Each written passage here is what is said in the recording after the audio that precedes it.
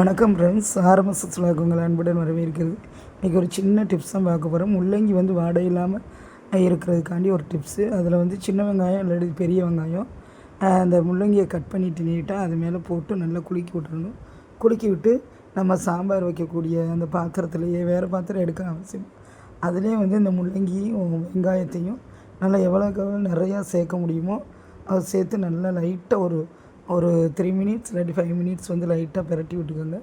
பிரட்டி விட்டுட்டு அதை தனியாக எடுத்து வச்சுட்டு, எப்பயும் போல் நம்ம பருப்பு வேக வைக்கிறதுல அந்த விளக்கெண்ணெய், சீரகம், மஞ்சத்தூள், தக்காளி, வெங்காயம், பச்சை மிளகா, பெருங்காயத்தூள் இல்லாட்டி பெருங்காயம், கட்டி பெருங்காயம் போட்டால் அவ்வளோ டேஸ்ட்டாக இருக்கும், அடிச்சிக்கவே முடியாது. எப்பயும் போல் நம்ம சாம்பார் எது பொடி அரைச்சி வச்சுருக்கோம்ல குழம்புக்கு, அந்த பொடி போடலாம். இல்லாட்டி 3 பொடி மஞ்சத்தூள், மிளகாத்தூள், மல்லித்தூள் இது போட்டாலே அவ்வளோ அல்டிமேட்டாக இருக்கும் சாம்பார். இந்த முள்ளங்கி பிள்ளைங்க ஸ்கூலுக்கு கொண்டு போகும்போது அந்த டிஃபன் ஓப்பன் பண்ணும்போது ஒரு மாதிரி வாடை அடிக்கும்.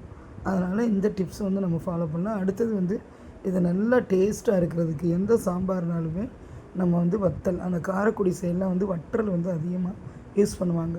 வற்றல், சின்ன வெங்காயம் அல்லது பெரிய வெங்காயம், பச்சை மிளகா, கருவேப்பிலை, அப்புறம் கடுகு தாளிக்கும் போது சீரகமும் பட்டை வற்றலும் போட்டோம்னா அவ்வளவு அடிச்சிக்கவே முடியாது, அவ்வளோ டேஸ்ட்டாக இருக்கும்.